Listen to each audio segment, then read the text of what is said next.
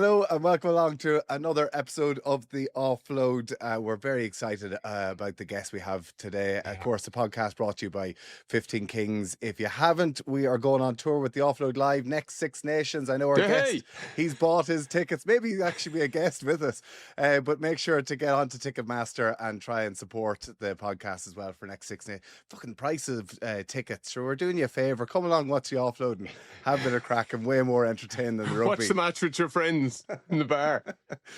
Anyway, Donncha, another stalwart Munster and Irish legend, a good mate of yours as well. Absolutely. You've nailed it, Tommy, with 114 caps for our beautiful country. He's won 5 Six Nations championships, 2 Grand Slams, and he's captained every team he's ever played for. But we're delighted to have him on this week because he's the only one of the three of us that's lost to Japan. Peter O'Mahony, how are you getting on? Very good. Very good. Very good. Brilliant. How are you keeping? I'm all right. I said in one piece. You're in the garden shed anyway. Fair exactly. This is my office, lads. It is your office, Pete. You love it, don't you? Yeah. No, I love it. Yeah. I know. To be fair, no, there's properly a desk in here and stuff, so it's handy to get away from the madness for a few minutes to come up and be able to do stuff like this. It looks like it's some size. To be fair, like it's not a typical garden shed. This one. No, it's a grand job, to be fair. Like, yeah. Can you turn it around, Tommy? Oh, he's got all the jerseys and everything there, haven't you? You've got the whole lot. You do have your caps there, do you? Your memorabilia. I've a wardrobe over with all the, when you're playing, you kind of you don't really think about it. You just put stuff away, and then it was. I didn't want it in the house, like we're front and center, like a shrine to. You know what I mean? You can't do that either. Clubhouse. Yeah, so I got a cabinet built over that has all the jerseys and caps and all that, so it's nice to have somewhere to have it. It is some job. We've seen it on social media. You're flat out flogging everything on social media, so good on you. But you're worse than Tommy. As Paulie once famously said, you have to keep the wolf in the electric gate. Yes. I said that to the ones in work the other day. They nearly fell off the sofa laughing at it. Love that. Well, listen, at least it's not just Donncha doing all the paid promos. You're doing them a service there as well. Fair play to you, lads. Here, go on, tell us. You're back from Chicago. You're obviously over there watching the All Blacks. You're busy. How's life after rugby going for you? Enjoying it? It's good, yeah. It's different. Like, I think obviously seeing the lads. I think the Leinster game, Munster certainly with the lads coming out in Croke Park, and then the All Blacks game. They're the big days that you miss, isn't it? Like, I don't, you know what I mean. Most fellas would say the same. I don't miss a Friday night away to Glasgow with fucking horizontal sideways hailstones. Like, you know what I mean. But those big ones are the ones you're going to miss. But it's good. Like, it's different. It's nice to have your own schedule. It's nice to be able to plan a bit ahead. You know what I mean? Plan a holiday, or you know what I mean? Do that kind of stuff that we couldn't do for a long time. So that stuff is good, And how's your body, Pete? Because to be fair, like since the age of 18, man, you threw it around the place, reckless with your rig. How's it feeling? It's actually not bad, man. It's I was flying it up a few days ago. My young fella jumped off the bed. We were wrestling the 2 lads, and he jumped off the bed, 2 knees into my floating rib at the back, and brilliant. I was right back onto Wednesday morning after mauling sessions. Like, I was buckled. But other than that, I'm good. I've a thumb operation to get done, and I've seen the shoulder guys, seen the knee guys, and they're all happy with me. So yeah, I'm good. Like, I'm not too bad at all. You might give the listeners just a bit of a take there on the exit medicals, Pete, and what goes on, within the circle, because we all going on about the brilliant care, but just hearing that, that you would finish up, get the exit medical, and be looked completely after what needs tidying up. Yeah, you go through whatever you need to go through, and I had my shoulders done in a good while ago. I had my knee done, so I just, they have your up-to-date scans, and you touch base with whatever specialist you need to touch base with. You have your insurance for the 12 months afterwards as well to cover any operations or whatever needs to be done. Rugby Players Ireland provide a kind of a brain scan now as well, so if nothing, you have a baseline there going forward. So it's we are well looked after in Ireland, I think. Did you get anything, Donncha? Yeah, I'll give you a laugh, Tommy. In Worcester, we went for the exit medical, and they were like, lads, just before you go in here, we're not looking after teeth and plugging your hair anymore. Fellas there couldn't lift their shoulders. They couldn't put on their shirts. You know what I mean? And they were like, don't worry about that. Can you sort out my teeth and my hair? To be fair, I have one like that. I mean, I've had 8 surgeries on my knee, surgeries all over. But the one thing that I got done in that year, I got my nose fixed. Because my nose, like for a winger, I mean, I never made a tackle, but actually my whole nose was completely sideways. I couldn't breathe through it. And they said while I was playing, there was no point in trying to touch it. But now that I'm on the telly, yeah, there you go. now that it's the money maker. It's meant to be a sore up, though, Tommy. Is it like they basically use? Did they bang you out for it, or did they just? Well, I kind of, because I said to him, I didn't really break my nose that much. And then you realise actually the damage that your nose and your face has had over the years, because he said he had to open it up and have a look. I was bollocks, like it was in awful state. So yeah, they stick up 2 yolks and then try and straighten it all out. And still, it's still a bit wonky now, and I still can't breathe through it. But anyway, listen, the joys of rugby, isn't that right? Well worth it. Big time.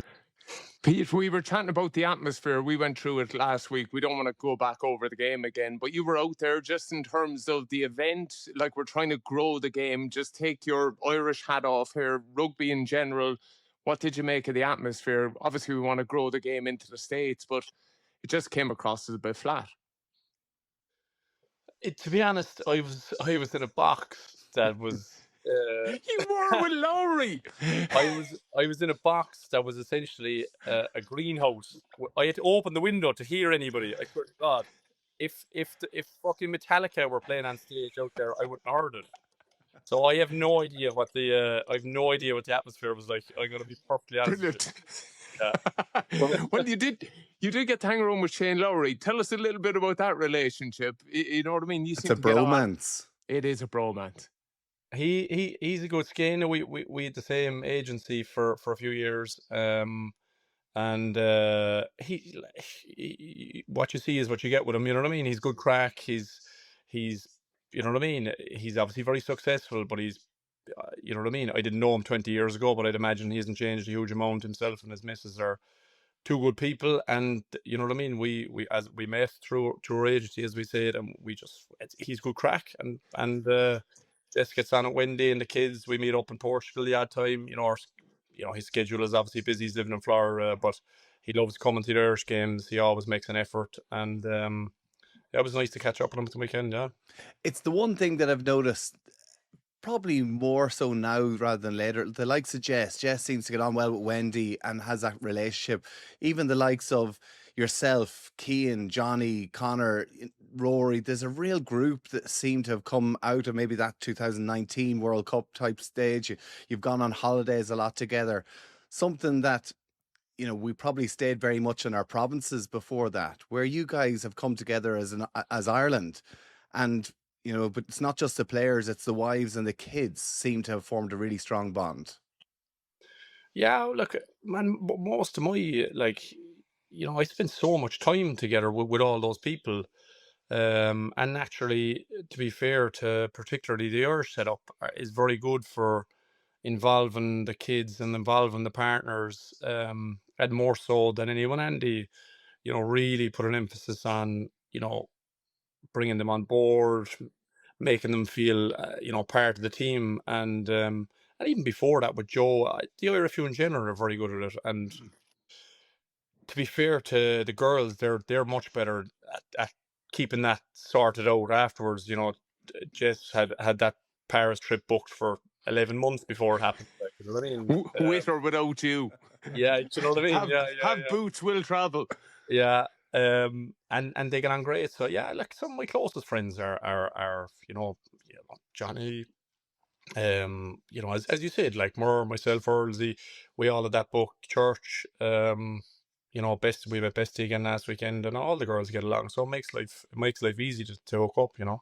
Yeah, that's great. And here, tell us, listen, your Instagram's mega. Jess, I presume, runs it rather than you. I mean, the gardening though, my God, like, are you going to open up a garden centre, or what do you like? Are you going to get a bigger garden? Like, is there more you can do with that? Because Jesus, it's incredible. No, I've kind of ran out of space now here. I don't know what the plan is. It's good fun. I enjoy it. It was something probably in the earlier part of my career. I didn't realize how much it was helping my game, because I was getting away from the madness of it all and the stress of it, and then towards the end of it, I knew it was good for me to get out there for a few hours every week. But I love it, and we were lucky to do something we loved for a long time, and call it work. So I'll definitely get stuck into some area of horticulture, you know what I mean, post rugby. But what that looks like going forward is kind of unknown at the moment.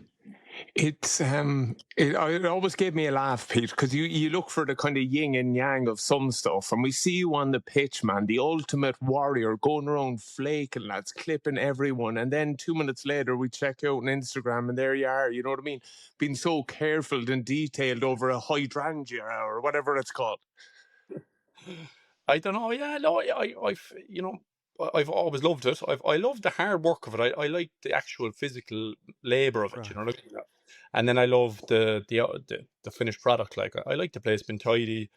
I like having people over, having a barbecue and showing them around. You know what I mean? I love that side of it, the social side of it as well. So there's so many benefits to gardening in general. It's brilliant. Like, Would you help Donncha? Because Donners, didn't you got the Munster groundsman to help you with yours, did he? Well, I did give him a shout because the water was sitting on top. It needed to be kind of like, what's that called, Pete, where you spike it a little bit. You know what I mean? Donner's enough of this stupid question. Yeah. All right, I won't even get into it. Yeah. Your man probably didn't come back because Donner's refused to pay him. He tried to pay him with fucking Irish gear or something. He's playing Champions League. Here's me. I'm there. Any chance you could put AstroTurf down on the whole lot of that, could you? Very good. But Pete, transition away. You've stuff on the go, but you're not rushing it. You know, you look at Mur's got the book out. He's got a podcast. Dave Kilcoyne said he was hoping to do a podcast with you. He announced today that he's going solo. You haven't thought of dipping your toe into either the media side of it or the coaching side? Not at the moment. I've had conversations about it. So certainly coaching, certainly rugby, I'm taking a step back from. I've seen what it takes. I've seen good provincial people. Take for example Prendy and Leamy at the moment. The work that those two do is just animal, lads. And obviously Munster are based in Limerick. I've already said that's taken up a lot of my time over the years, is traveling up and down, and I need to spend a bit of time in Cork. So and I wouldn't have an interest in being anywhere else other than there or Ireland. And Ireland is certainly full up at the moment. With the coaching quality they have is world class. I'd never say never, but at the moment I'm certainly stepping back from the coaching side of it. Media, I've had some conversations, but I kind of said to myself, I'm not doing anything until after the new year. Like, I'm going to take 6 months and have a rest, have a few conversations, but kind of make no big decisions until after that. No, I think you're absolutely right. And start to put plans in place. Enjoy a bit of time with the family. Enjoy some time away with Jess. Enjoy going to the likes of Chicago. Killers like this. You're telling me there's a chance. You're telling me there's a chance. Here, I want to go back to the start. Obviously, you're being a Munster legend, being through it all with them, the highs and the lows. You started off back in 2009, I think it was, kind of coming through the ranks into the underage system. I know. How did you get on with Donncha when you first started off? What are you trying to stir the shit here for? I got on unbelievable. Like, I grew up following Munster, like, you know what I mean? Not to make a very serious answer, like, but Munster were my team. Con were my team, Munster were my team, and I followed Ireland, like, and to kind of go from following the lads to all of a sudden sharing a dressing room was mad. And Dunners, Micko, Paulie, Quinny, Wally, Axel, all these guys were people I looked up to massively, and then to all of a sudden be in the same dressing room of it was a dream come true. My mum had to tell me to take posters down off the walls eventually. It was getting a bit ridiculous, like. That happened to Mossy Lawler as well. He'd won a Christian Cullen up in his bedroom, like, and then he's playing with him, like, you know what I mean? Yeah, mad stuff, yeah, mad. But it's class, and it's, you know, childhood dream stuff, yeah. It's exactly that. Donncha, your memories of Pete? Yeah, I suppose very early on we knew Tommy that he was a leader. If you, like, genuinely, it just, I think people feel bad saying it in front of you, know, but people have an aura about them. Paulie has it. When they walk in a room, the room changes, and Pete had that even from quite a young age. And I don't know, do you remember our session when he came back from the 20s World Cup, Pete? Do you remember? It probably wasn't as big of an incident to you, but it was quite big for me. But you'd come back. Where were you at the 20s World Cup? Japan, actually. They'd come back from Japan, and we were into our pre-season, so they were coming back a little bit late. And I don't know who was taking the fitness drill up in the back pitch of UL. They said, basically, the senior lads are going to do 12, and because the academies are only back first week in, they're going to do 6. So we got it all done. Whistle blows on rep 6. Right, we got rapid there. Well done to the academy. And as the boys went to walk off, I was just being a bit of a bollocks. I gave I wouldn't be walking off if I was a 19, 20-year-old if their senior lads still working here. And Pete grabbed, I'd said it was about 6, 7 of the lads, pulled them in a little huddle, and they all got on the line, Tommy, and they ran every rep, and we did all 12. Unbelievable buzz after it, everyone high-fiving, pumping the wheels. This is what it takes to kind of push on. So we're walking into the dressing room after the brilliant session, and I just got an arm around my shoulder. And honestly, it was like Hagrid. There's Pete, right?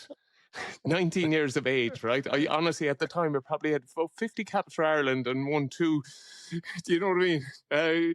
2 European Cups. Just looked me square in the eyes, right? And went, we're following a return to play protocol. And you jeopardise that this morning. If any of my lads pull up with a hamstring or a calf, I'm going to break your jaw. Tommy, you should have seen me. 1, I nearly shot myself, but 2, I sprinted. We had a bit of a senior dressing room in that UL. Remember, you cut right in UL. It was invite only. If you got in there, bar one pothole, Johnny Murphy. I don't know how he got in. But I remember going into, I was there like, Peter O'Mahony's the real deal, lads. Peter O'Mahony's the real deal. So, but it's mad. It's mad though, Pete. Like, I remember that it's straight away that you had that group, and you weren't chatting about you or your problem. You were looking out for the betterment of the whole squad, and that's something that's always stayed with me. Yeah. Well, yeah, you wrote a line. I was indeed. He was a bit of a joker as well, wasn't he? Was he a pain in the arse? Oh, Dunners. Yeah. You know what you got with Dunners, like, for fuck's sake. You know what I mean? I'm getting embarrassed. Well, listen, follow it. Like, I suppose from that side of things, that's you showing under 20s that you had incredible leadership ability, but you are following in the footsteps of some of the greatest leaders in Irish rugby history. You mentioned there the likes of the Axels. You mentioned Paul O'Connell, O'Gara, like any amount of players around that sort of period. Did you find the pressure of being handed that captaincy, coming through, following Paulie, following Axel, and there's no doubt you had the ability to do it, but still just the talk around it, the pressure, did it get to you, or did you just try and get on with it the way you did everything? There was days it was tough, like, there was days, I came into a group that had won 2 European Cups, and we won the Celtic, I don't know what the league is called at that Who knows? Yeah, Butterly Cup. Yeah, we won in the Magners in 11.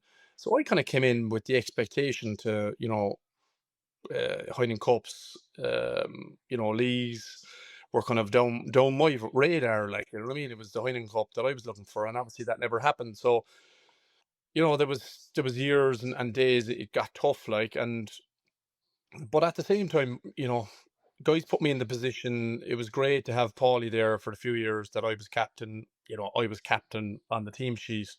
If there was big calls to be made, I was looking over my shoulder to, you know what I mean? Well, what's the story here? What you think? Like, and that gave me a great experience because, you know, there was guys there who I fell back on all the time with regard to having huge experience. Not just Paul, but you know, O'Gara, fucking Miko, you know, loads of guys who I could turn to and say, "What you think here?" Like, and then it got to the point where it was kind of me and a group of kind of my age guys, and the lads were kind of moving on, and it got a bit different then because, you know, then it was just kind of, it was down to me. I wasn't looking over my shoulder. I was the one calling the shots, and definitely towards the earlier part, I think I found I was very hard on myself. I was very hard on probably, you know, my peers. I was, you know, the days where we lost, like, you know, you'd be staying indoors, you wouldn't want to go and meet people outside, and um I look back and think maybe like I was definitely too hard on myself, but that's kind of the pressure that came with the role, and the pressure that I put on myself. But you know, would I go back and change it? Like, I would have liked to enjoy it a bit more as a younger fella, but that's, as I said, that's part and parcel of it.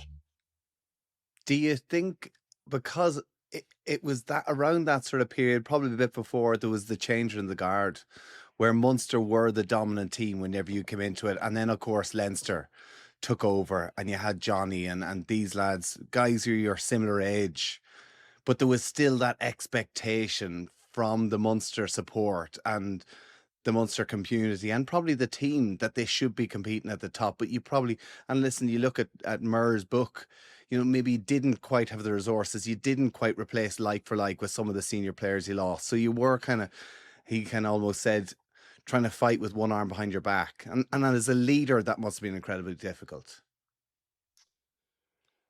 It was difficult, but you know, there was games that I look back on, and I have a lot of regrets from performance wise. There was games I look back on that we were beaten. We were beaten by better teams, and I would have no argument about it. There was days where we didn't play well enough. There was days where we had shitty plans and they didn't go well.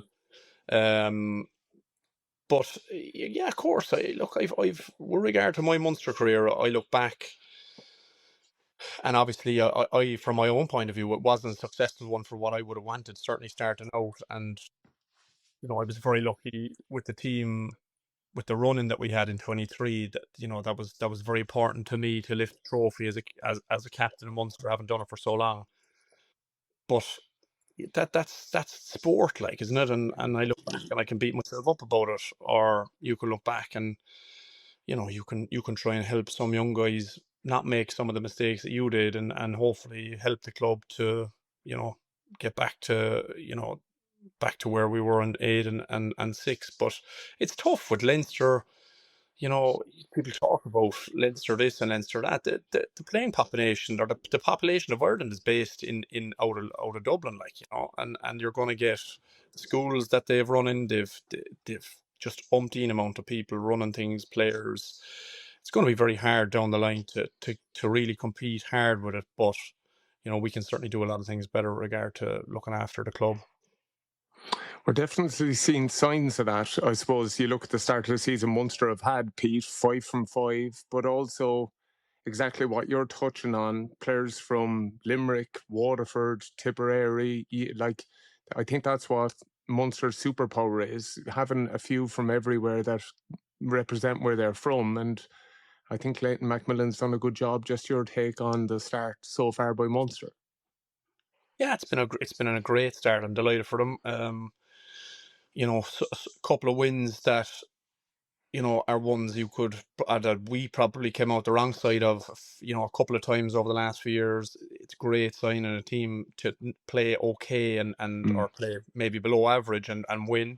Always a great sign. Obviously, you know, the performance in Croke Park was superb. You know, a real kind of, I think, a line in the sand with regard to defence. I'm sure, you know, Dennis would have been delighted. It'll be a reference point for him and them going forward. You know, even their attack, you know, to score that many points, you know, against a team coached by Jacques, who I've had first-hand experience with, is brilliant as well. So a brilliant start, but again, you know, you gotta keep driving the hammer home, and you know, you can't be And I'm sure I've only played in a couple of times, but I'm sure they're making plans to make improvements and keep getting better. But I was delighted with the start, yeah. You've had some fantastic coaches in Munster. Listen, we've spoken as a player, as a coach. Anthony Foley, you've spoken about him so many times and the impact he's had on you as a young lad coming through. When you're talking about the foreign coaches coming through, the likes of Clayton McMillan, you were there obviously with Rassie as well, a player who Donncha waxes lyrical about. A double World Cup winner, a guy who seems to be so special and seemed to be doing something special in Munster at the time as well. What was it that made Rassie so good? Well, I think Jacques was a huge factor in Rassie's success. I think Jacques, kind of from the point of, you talk about good cop, bad cop. Jacques was the good guy. All the guys loved him. Wanted to play for him. Technically excellent, unbelievable work ethic to regard to. I've seen. He used to present on defense on a Wednesday for us. The sheets that he prepared, the amount of homework he had was incredible. And be it positive or negative, defense wins games. And you see with South Africa, they concede a small amount of points. They're a hard physical defensive side, and then they go to their set piece and grind teams down. And then Rassie has the kind of, he has the stories. He's a great motivator. He's a great ability to get the best out of groups. That he was exactly what we needed. Mightn't have been the most talented group in the world, but he certainly got a huge amount out of us. But I don't know. It's like his style. He has a pool of players to pick from in South Africa like no other. If you're gonna do that in Munster, you need a bigger squad than we have, and guys struggle with injuries. We were playing a lot of rugby under him. So look, superb coach. Obviously, there's no doubt in that.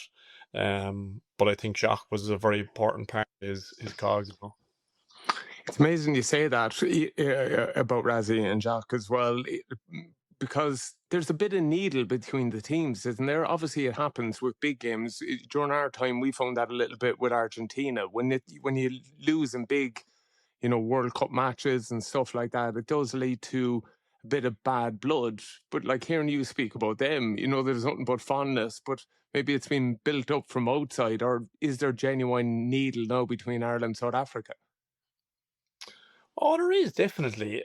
There's always needle between good teams. I think if you're constantly lashing the head off a team, you kind of couldn't give a shit about them, like, you know what I mean. But when it's competitive as it is against every time we play them, and then you've obviously the Rassie side of it. You know what I mean. The media side with him. You've two of the best coaches in the world, arguably. Going at it, you have the whole story every time we play. And we've beaten them a lot of times, like compared to other teams. Yeah.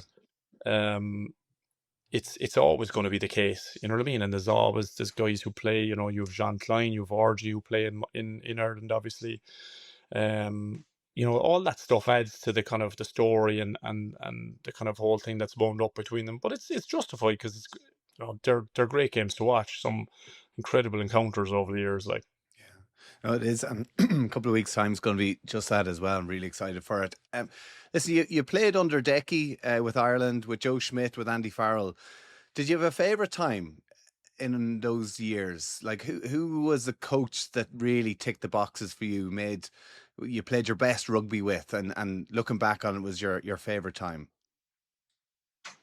I have a fondness for all three. Like, I wasn't there for long with Decky, but Decky ultimately gave me my first shot to play for Ireland. He capped me for the first time. So on the wing, wasn't it, against Italy? No, I got capped. The previous Six Nations. I came on the back row, but the following year I played on the wing. Yeah. I was that bad. I couldn't even get on the wing ahead of O'Mahony. I'll beat it. I was over there as cover sub with Andrew Trimble. So I was the cover sub for the forwards and Trimby was for the back. And I was in stitches. I was there, Trimby, whatever about me, you're so shit. They had Peter O'Mahony on the wing instead. Oh, you're some bollocks. I don't know where. Oh, the coaches. So Dicky capped me, obviously. So I am always very grateful, and you know I'll be forever in debt for that. Like, to give me your first shot is always very important. Then Joe obviously comes on board, and you know is a different animal. You know, we knew in Munster there was something up with the way Leinster were going, obviously, and you know he came on board and you know unbelievably successful. You know, of his time by far and away the most successful Irish coach. You know, we came fifth that year. I was on the wing. We lost to Italy and we won back-to-back Six Nations 2 years after it. You know, which shows what kind of an impact he had on us. We win in 18, obviously the slam, and you know over that period he gave me personally a huge like base of excellent basics regard to rugby. You know, he picked me, very loyal to me. Well, you know, sometimes you could have argued that he could have gone elsewhere, but you know, he was very loyal to me. And then Andy came in, and if I was going to pick one of three, Andy was the guy who I enjoyed to play most under. He is, I consider, the best coach in the world, certainly the best coach I've ever had. Unbelievable man to motivate, unbelievable man to kind of know a room, what the emotion in the room needs, and just a good person. I spoke earlier about him, you know, integrating players and families, you know, kids, how important all that side of the game was to him, while at the same time, you know, never letting anything get in the way of performance. You know, just a good person, like. I would imagine whenever Joe was there and in those early days, like you had a family, like they would be seen almost as a distraction. You're not allowed to go home to see them. You're like, it's everything is fully focused on the game.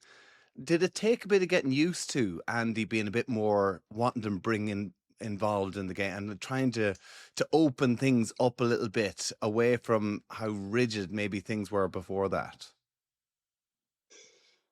I suppose, yeah, it's an interesting question. Like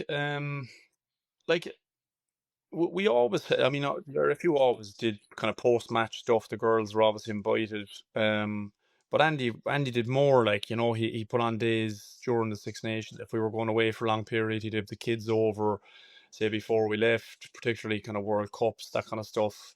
You know, any milestones, any, you know, trophies we won, there'd be a family, parents, you know, partners and kids day the following day for us when we came home, all that kind of stuff. So he put a real emphasis on it. And he knew that if they were happier, you know, we'd be happier. So there'd be a chance if we got a 0.5% more. You know what I mean?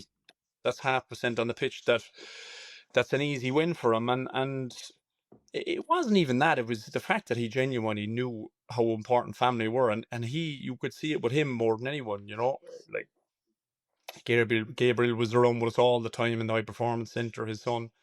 You know, he'd be there kicking around the ball when he wasn't at school, or you know, whenever he was able to come in, he loved it. And I used to always think I hung around Khan and guys like Dunners and Raj, you know, loads of guys, Miko, Frankie, were all up in Khan at us, and I was hanging around with the Irish team. But here's Gabriel in literally hanging around with the Irish team on his days off. Like, what an upbringing to have, and a kind of an exposure to, you know, I'm sure he wants to play rugby and enjoy.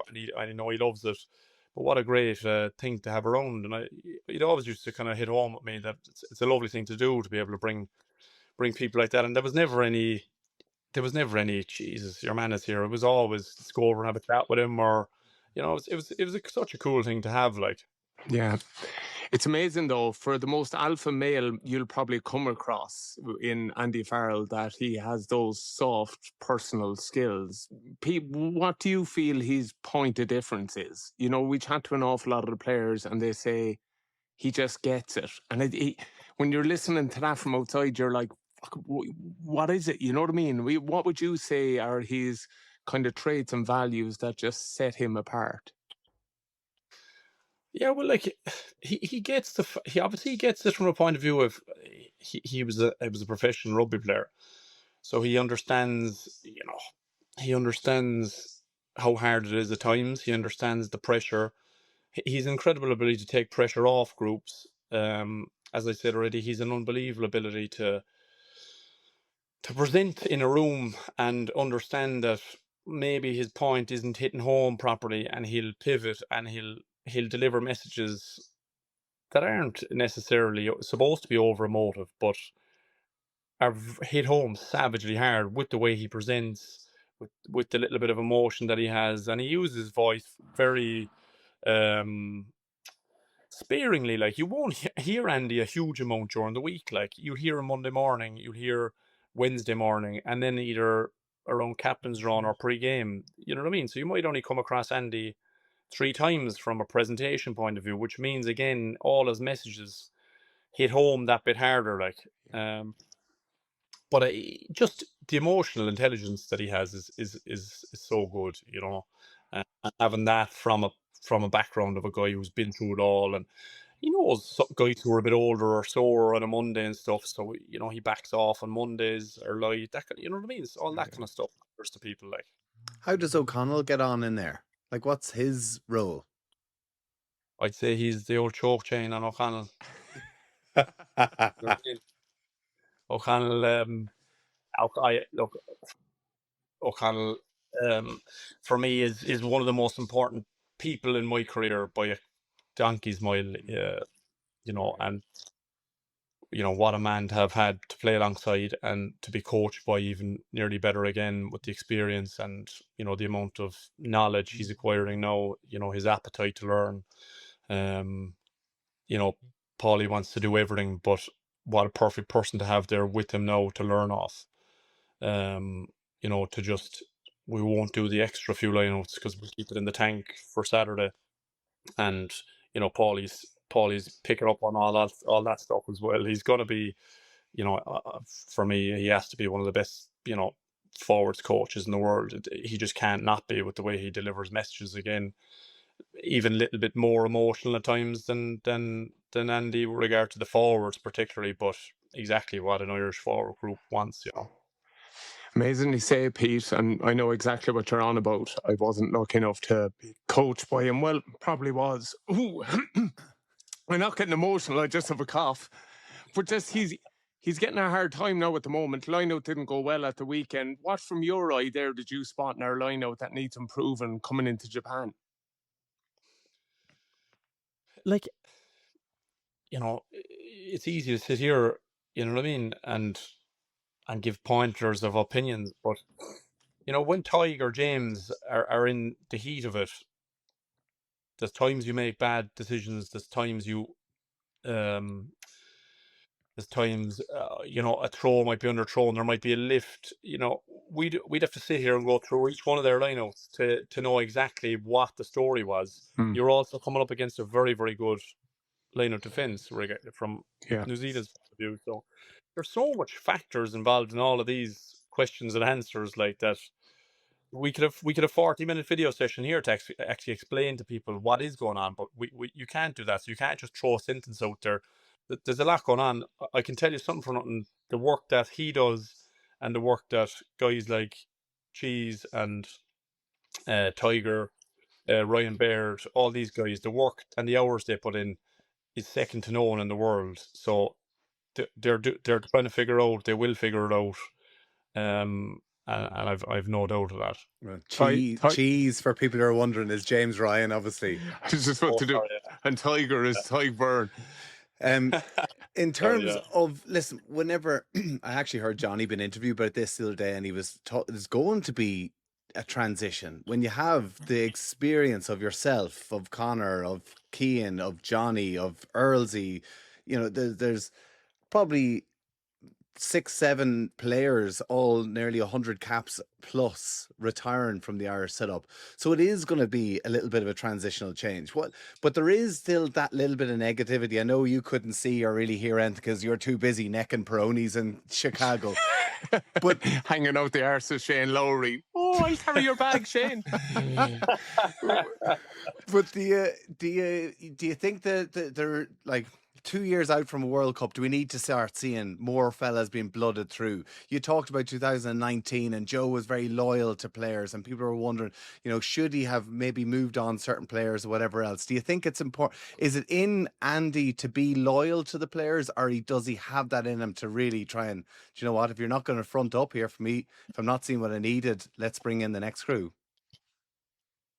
Well, like there's no one better to make those calls. Andy is loyal to people, but as I said, if it's getting in the way of performance and winning, then it doesn't matter who you are. Like, you know what I mean?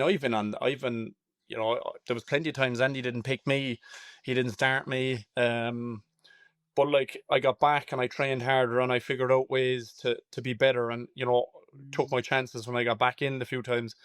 It does not. He's no qualms with regard to selection, making tough calls, that And would kind of he thing. tell you straight up? Like, would he tell you, Yeah, 100%. it's not good enough? Yeah, you didn't play well enough. Like I can't pick you. I can't pick you this week. Like, you know what I mean? You got to go work on this, and guys know that he's very upfront. You love that. And like, of course, there's guys going, like, but there's an incredible group of young people there. There's a cohort of guys who are, I was talking in nicknames there, but like guys like Gary Ringrose, Ty Furlong, Ty Byrne, they're all experienced guys. Henshaws of this world. Dan Sheehan is coming into a mature age. So is Ronan Kelleher. You can see Jack is really starting to take the reins a bit. All these guys need people to be loyal to them and give them time in the jersey to really, establish themselves. And I know I'm talking about some of these guys are 60, 70, 80 cappers, but of course there's going to be loyalty to these guys. They've produced for you for 7, 8 years. Of course these guys are going to stay in there, but he'll have no problem making other calls around there. You've seen with obviously Stu last weekend coming in at 12. There you go, an example in itself, and I thought he played really well. So there's no better man to make calls like that than Andy. Did you get frustrated as a player and as a captain, though, when there was that scrutiny from the outside? I never really give a shit about the outside, if I'm going to be perfectly honest with you. You know better than anyone how hard we are on ourselves as a group, be it club or country, and more so with our country.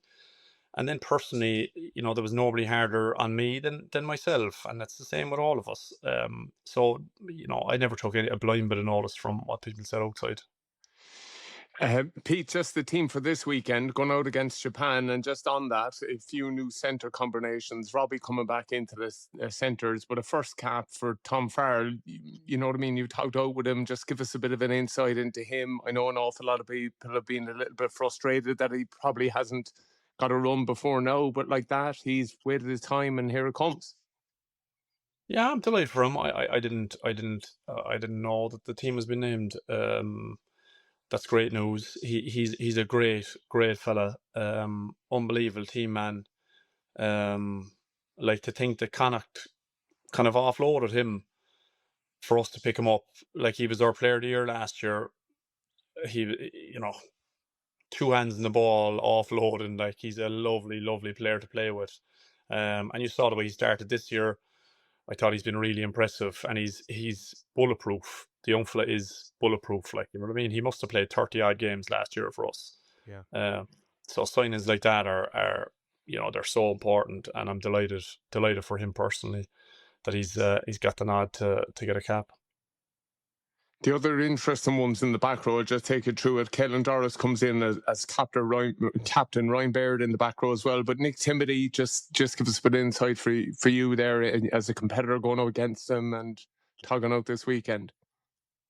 Yeah, tough cookie. And like Nick, kind of like Stu has kind of he's spent a lot of time in camp. You know what I mean? Like, and I'm delighted that he gets a shot again. Like, I know he's a few caps, but it's easy for me to say. I was picked a lot, but he goes through campaigns He trains unbelievably hard. He prepares teams, prepared teams that I was involved with for a long time unbelievably well. He's a superb set piece player. He's an excellent line-out lifter, unbelievable ball carrier and tackler, obviously. And it must be tough for guys like that to put in that much effort. And that, you come off the back of a November series, and we'd win them all, or a Six Nations, and he mightn't have put a huge amount of time on the pitch regard to the 80 minutes in the weekends, but guys like that were I know it sounds kind of bullshitty, but they were the reason that the team was performing at the weekends. People like these guys, and like two great examples, Nicky and Stuart last weekend. The effort they put in, second to none. Like, absolutely. And it's one thing that we love about Andy Farrell, and the fact that he doesn't give away caps lightly, but at the same time, must be so difficult for the lads who are preparing the team as the opposition all week, but never getting to run out, and have to be there for the warm up, but actually not getting to get out onto the pitch. So it is good to see that a couple of those young lads are getting an opportunity this weekend, which is going to be, listen, you put your hand up in those games, all of a sudden you're right in contention for the rest of the campaign. Listen, Pete, we really appreciate you talking to us. Have you any fertilizer or secateurs or anything you want to plug and going on now? I have two more questions, Pete. Stay with me on this. Japan, we've lost to them once. You talked out that day. What do we have to get right for this weekend? What do Ireland need to nail? Because the big line around us at the moment is undercooked. But you know what I mean? That makes Japan an absolute banana skin here, doesn't it? If you're off on terms of detail, in terms of body fight, little technical details that we'll spot, you have to have right for this Saturday. Yeah, you do. Japan nowadays routinely have an excellent attack, so our defence has to be spot on. We have to be really diligent with regard to our line speed, our systems with the way we defend. Has to be really, really good with these guys. Our breakdown has to be good. Both sides of the ball has to be really, really good with the way they compete. With the way, just the way how competitive they are on the breakdown. But I think this kind of undercooked stuff, I don't buy it. Like, the quality of player is too good. You see guys like Ty Byrne, like Stu last week. I thought Ryan Baird played really well. I think mentally Ireland need a big performance. Yeah, I actually have no doubt there'll be a big performance. There might be a bit scrappy moments, but it'll be a really good, really physical performance the weekend, and I think we'll be way too good for them. But there's a few things that we definitely need to get right when you're playing against Japan. I think that's interesting you say it. I could just imagine you under a post, though, on that Roygaard try at the weekend. There's no, you know what I mean, physical stuff you can do different there. That is a little mental. And I suppose that probably shows the kind of leadership within the squad and how that needs to take a step up this week. Yeah, and look, I've been there plenty of times. They'll be absolutely chomping at the bit, like, you know what I mean? You want to get back, you know yourselves, all you want to do is get back into the jersey and put it back in on the hook in a better place than last weekend. That's all the guys will be licking their lips for. And as I said, having been there, I've no doubt it'll be a big performance. It's interesting, the Japan team. I was just looking up here. The fullback, a guy Yazaki last week, he was thrown in. He's an amateur. He'd never played a professional match before, and he got sent in. He just played a bit of club rugby and played fullback against South Africa last weekend. Cheers, lads. You're better off not knowing. Throw him in. Yeah. Do you know what Japan are a massive fan of? The old Robbie Fowler Breed Easy. Have you seen the amount of them wearing those? They're back in, lads. Bring back the 80s. They lost 61-7. It didn't work. Yeah. They were breeding too much. Yeah. Come here, Pete. I'd be sticking up a few Gary Owens and that fucker anyway. You're not wrong. The question everyone wants to know, what should we be doing in our garden at the moment? Keeping the leaves off the lawn. There you go. Done. Easy job for you, Tommy. Tidy up. Yeah, tidy up. Get the rake out. Pete, listen, right. Good to see you, mate, honestly, and thank you so much for joining us today. Yeah, lads. Talk to you. really appreciate it. We know you don't like doing stuff like this. We know you're doing it as a favor to us, and we're really, really grateful. But we also want to say thanks, man. It's rare we get to say it, but for what you did in red and green and with the Lions, you were always incredible. And whatever about your physical performances on the day and when you were going beyond yourself, to just reflect where you were from, man. If you knew nothing about our game, you knew how much you cared, how much you wanted it, and it leapt out of the TV or it leapt out of the stadium. So just so incredibly proud of everything you did when you talked out with us, boy. Well done. Cheers, Donners. I appreciate that. Absolutely. Top man.